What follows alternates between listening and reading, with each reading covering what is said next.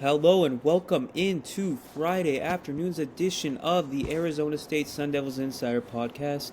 My name is Kevin Hickson. I am your lead beat writer for the Arizona State Sun Devils on SI and your host for this show. And I am once again joined by Tanner Capolini, my co-writer on the site, to preview the upcoming matchup between ASU and Colorado on Saturday night in Boulder. And I feel like this will be a pretty straightforward preview, but before we get into it, Tanner, how are things going for you, and what are you looking forward to in this matchup? Yeah, Kevin, it's going pretty good. Enjoying some of the nice weather we've been having out here. It's a nice change up. And, this is an interesting matchup because it feels like not too long ago, this Colorado Buffalo team was really one of the more up and coming kind of teams, if you will, in college with Coach Deion Sanders, Hall of Fame NFL player coming over, really transforming this culture. And it seemed like this team could maybe not be a powerhouse, but be kind of more of a name to look out for. They had Travis Hunter, they had Shador Sanders. They leave to the NFL, and this team has just kind of plateaued a bit. With this team, they are struggling. I believe they only have 3 wins on the season. It's a very low number. We'll talk about it, but this should be a very easy win for ASU. This is a matchup for the Sun Devils that really a lot of stuff goes in their way. So it's kind of interesting because a couple of years ago, right, this would be a more exciting matchup, but now this is one that ASU should win by a good margin. So yeah, kind of interesting how Colorado has just kind of regressed by a good amount. Yeah, that's a good point. As for Colorado, they do have a big win this season against Iowa State. I think that win was pretty impressive in terms of how they stepped up in the clutch. And they look a little different right now as Julian Lewis, the five-star freshman, took over at quarterback 2 weeks ago in their loss to West Virginia. He almost threw for 300 yards in that game. They have three playmakers at receiver, uh, but outside of that, it's kind of bleak for Colorado. Their run game is still pretty anemic offensively. They are near the bottom of the conference in rushing yards. I believe their leading rusher has just over 300 total rushing yards on the season. Well, ASU has three players over that mark. Um, their run defense is 15th in the Big 12. Actually, it might be 16th. I think it is 16th. It's even lower than Oklahoma State, who has yet to win a Big 12 game.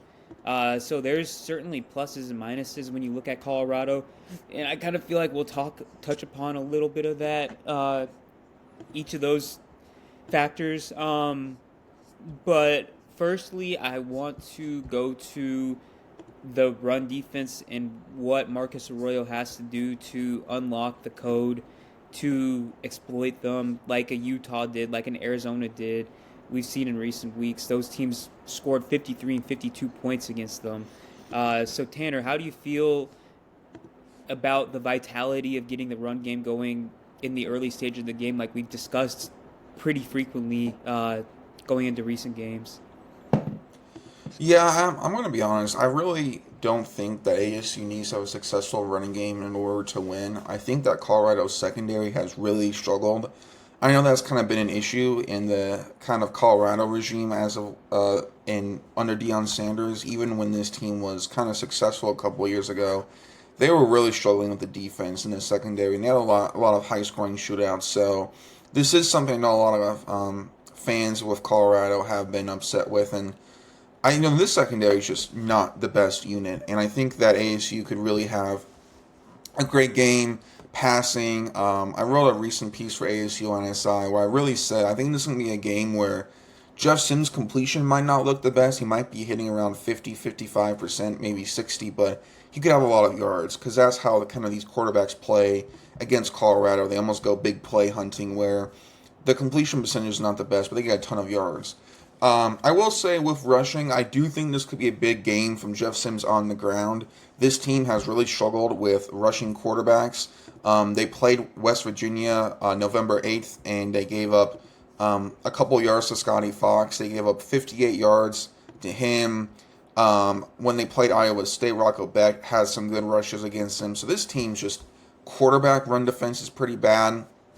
I do think, in terms of running with, Malik Brown, and so I just think a lot of the simple stuff that they do, a lot of the inside stuff could work well. But yeah, I think this is a game where ASU's offense, I think, is really going to be a lot of big plays to get them into the red zone, a lot of big passes, and then kind of quarterback runs. Maybe you can run it more in the red zone. But yeah, I think this is going to just be a pretty easy day for the offense, all things considered. Yeah, that's a great point, Tanner. I feel like this might be the most directly lopsided matchup that Arizona State has had. Uh, if you take out obviously the Texas State and NAU games, I think this game might is probably even more lopsided than the game against West Virginia. To be quite honest, Mm-hmm. you look at the position advantages. I'd say ASU still has the advantage at quarterback. I think that Jeff Sims, as promising as Julian Lewis is, he only has one start under his belt. Jeff Sims has more experience. He's been playing at an all-conference level over the last two games. Uh, Running back, it's not even a question. Wide receiver, Colorado has three pretty good receivers, but I still would give the edge to ASU if Tyson is out there, if Jordan Tyson is able to play. Offensive line is not a comparison, and pretty much every position on defense is not a comparison either. Really, only Colorado might have the advantage at special teams, but does that make enough difference uh, in a game where there's such a discrepancy everywhere else?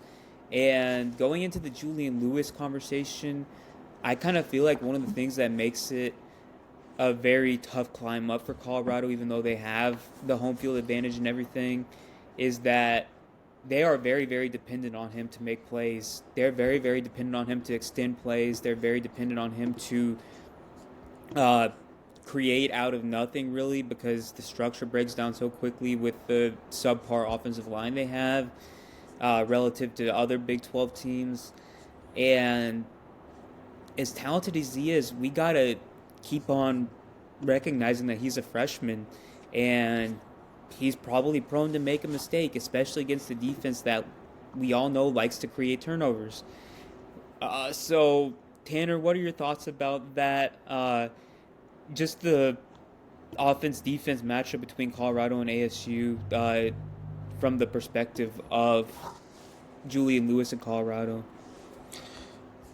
So, I do want to give Julian Lewis his flowers. I think what he's done has been very impressive so far, but for me, this ASU defense I think has been really great this season. I'm not going to say they're elite, but I think they've been really good, and this team has only allowed 30 points plus once.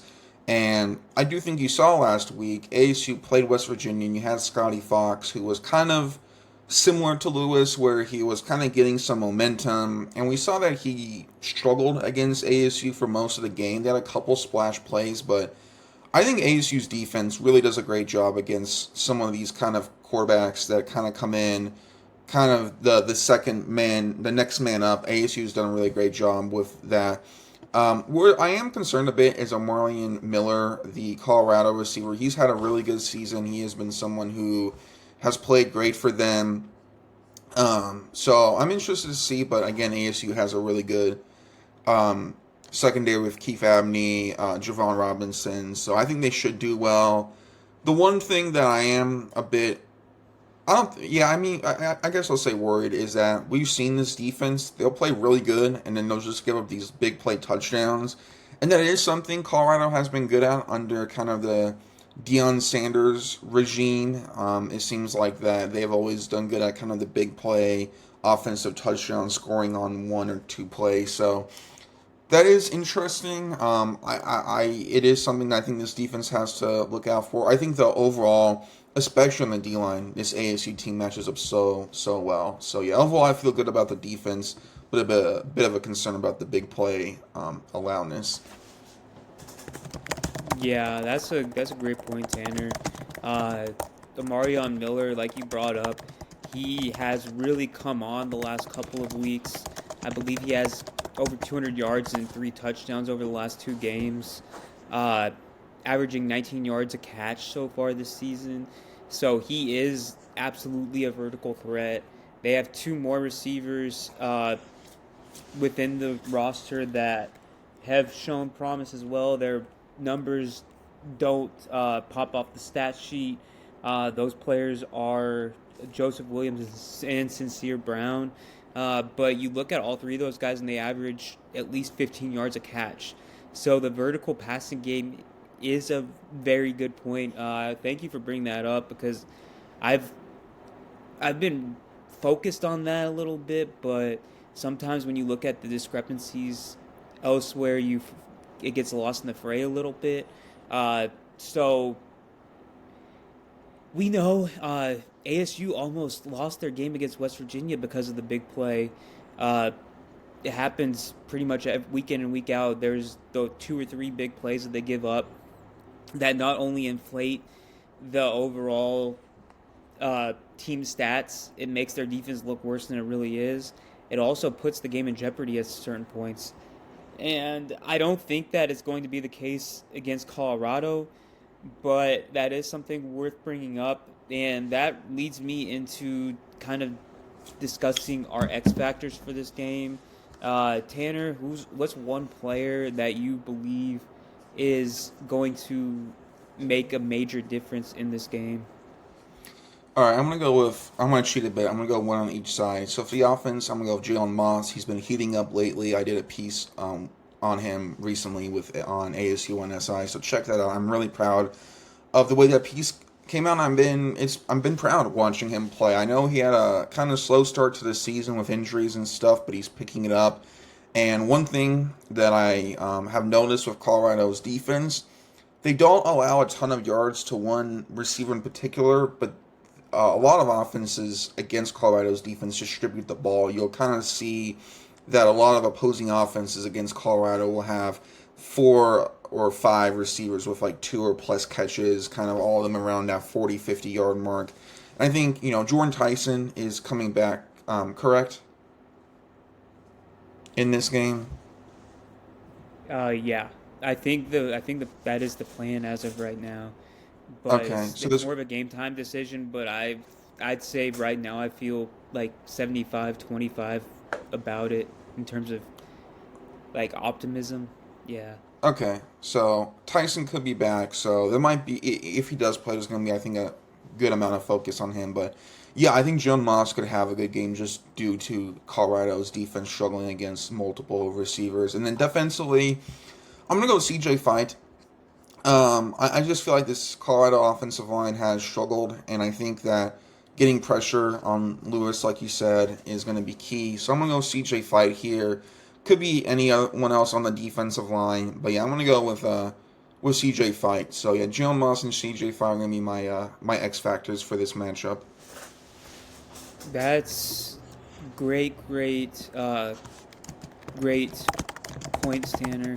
Um, I I will say on Colorado's side, there is a specific defensive back that has had a very strong season, Preston Hodge. He's pretty he was a transfer from Liberty, just like Caden Salter, and he has had some success this season. I believe he has 12 pass deflections so far, pass breakups, and if Jordan Tyson is able to go, I feel like like Kenny Dillingham said, he has to be at 100%, and he was at 85-90% on Wednesday, so seems to be trending in that direction right now. But if Tyson is to play, I feel like you have to roll him out there as an actual threat and not as a decoy, and that just stretches Colorado's secondary very thin. Like you said, it's not the strongest. Uh, I think the one standout is Stone, but um, yeah, Jalen Moss is going to be a factor. I think he's really come along the last couple weeks since returning. He has an obvious great connection with Jeff Sims. Uh, I also think Jaron Hamilton could be a factor as well. Uh, on the flip side of the explosive plays, I think that he could be a player that gets behind the Colorado secondary and comes down with at least one big catch. Uh, Shimon Mateer has to be accounted for week in and week out. He's become extremely reliable on a weekly basis, more explosive, even surer hands this season. Ultimately, it's just, to me, going into how I feel about the ultimate outcome of this game, I just think the talent gap is too much to overcome for Colorado. I think that the weather conditions are actually pretty strongly in favor of ASU, actually, oddly enough, because I believe the temperatures will be in the low 50s, high 40s. There won't be any rain or snow tomorrow. Uh, I just think that every single condition is pointing towards an Arizona State win, and my ultimate prediction is that Arizona State secures a 34-20 victory. I do think that it could start out a little fairly evenly matched. I could see it being like 13-6 at halftime or something like that. But I think Arizona State's really going to pull away eventually. And the 34-20 is more of a Colorado garbage time situation. I think it's going to be more like 34-13 if you filter everything out. Um, I'd be very, very surprised if this game is down to the wire, like pretty much every single other Arizona State game in Big 12 play has been this season. And Tanner, what are your thoughts on that? Yeah, this team needs to win big. I think that if they have a close win, that's going to be really disappointing, even though it is a win. It felt like after this team beat Iowa State, Colorado, my bad, beat Iowa State, both teams did. But yeah, after Colorado beat Iowa State, I'm like, okay, this could be an interesting game, but then they lose, like you said, the scores to Utah, Arizona, and then they lost to West Virginia. And so I think kind of before that, there was that allure of the coach Deion Sanders effect. I do think that has kind of winded down a bit. I still think he's a great coach, and I still think that he is someone that, you kind of have to look out for. And I think he's going to, in terms of, he's going to have his team prepping hard. But I just do think ASU also has a great coach in Coach Dillingham. I love your score prediction. I was going to say like 35-17. I'm going to go with, I'm going to go 35 to, yeah, I'll do that, 35 to 17. Or 38-20. I'll do 38-20. I think this is a big game from the ASU offense. I think the defense plays really well. This is the most confident I've been in ASU winning probably all season, besides the NAU and Texas State game. I just think this team matches up super well, and this team has only had like kind of two kind of blowout wins, and it's against Texas State and NAU. So I think if ASU wins by, you have them winning by a good 15. I have them winning by what, 18. I think if they do that, then that'll be a good showing. I think though if you have a close win, I could almost feel like a loss. But anyways, still very excited to watch this game. Should be a great ASU win, and after this, we only have one more game. So yeah, and this is also the last road game of the season. So should be a good one. Yep, and this game also potentially brings Big 12 title implications. I kind of wanted to touch upon that before we wrap up today's show. Uh, Obviously, Arizona State does not control their own destiny to reach Arlington on the first Saturday of December, but they still have a chance, which is all they need. And if they take care of business over the last two games of the season, like you said, everything will fall into place the way it's supposed to. As for the other things that need to fall their way this weekend, um, Houston, it would be very, very helpful if TCU and Josh Hoover bounce back from two ugly losses in a row to defeat Houston to ensure that Arizona State stays ahead of them in the standings and doesn't rely on a tiebreaker. Uh, Ditto for Utah and Kansas State. This would be a paramount time for Avery Johnson and Kansas State to show up consistently in a good way. Uh, and I don't expect them to go into Rice-Eccles Stadium and defeat Utah, but I'm not going to count it out either, knowing the type of program that Chris Kleiman has built at Kansas State. Um, and lastly, the main event, the game that is of biggest focus for Arizona State fans outside their own game is Cincinnati and BYU. That game will be going on simultaneously as the ASU game. The biggest domino that fans need to fall is for BYU to lose to Cincinnati this week, and then Cincinnati to lose to TCU in the final game of the season. So ASU really needs TCU to help them out in the last couple of weeks of the season. And when you look at all these things, you're like, is it really likely that all of these puzzle pieces fall into place? But we saw last season they were kind of in this similar spot, and they ended up coming out on top. Uh, Things fell into place the way they needed them to, and I don't think it's entirely I don't think it's entirely improbable that Cincinnati beats BYU. I think it is possible. I can see it. I kind of wanted to get your thoughts on the whole situation, Tanner. And does a does missing out on a trip to the Big 12 title game constitute a failure of a season for ASU in your eyes? No, I don't think it does. At the end of the day, the Big 12, I mean, there's only two teams, and there's a lot of teams in the conference, so it's kind of like, that's kind of always been kind of interesting with like football. It's like, well, if you don't win the Super Bowl in the NFL, is your season a failure? But it's also like, well, only one team can win, and you have to look at the circumstances. And I think that I kind of said this before. I think ASU is going to kind of even out. I think last season this team was not expected to go to the Big 12 game. This year they are. So if they went last year, didn't go this year, but still had a good record, I think you're going to be good. And I think that the culture and the atmosphere on ASU social media seems a bit more positive. I think the fact that this team is winning and fighting with all these injuries, I think is really impressive for this team. I think a lot of fans know that this is not the season. I think that was also clear early on, even when these players were healthy. There's always kind of this talk about this team wasn't playing consistent. So I do think there's kind of a lot of eyes on next year. I do think what would be a failure of a season is if this team were to lose out or lose this game. I think if this team wins out but they don't make the Big 12, okay, it is what it is. I think even if they make the Big 12 game, I don't know if they can win. Cincinnati, I like a lot about them. I think that'll be a tough matchup. So, yeah, I just think the vibes have been better. And I think as long as ASU wins out and does their part in order to try to get to the Big 12 game, I think that's going to go over well. It's up to other teams, but as long as they do their part, I think fans would be happy. All right, Tanner. I think that's a great place to close on. Uh, I fully agree with you. I think that even if they do not reach the title game, I think you can still chalk it up as a success, especially if you beat Arizona. You managed to win 9 regular season games, and you managed to be in the title race despite all those injuries that you talked about. I think that just shows that the culture that's being built is sustainable, that they will be in this position for many years to come, and that Kenny Dillingham is still the right guy for the job, and there's little doubt about that. Uh, as for now, they still have to take care of business over the last 2 weeks of the season.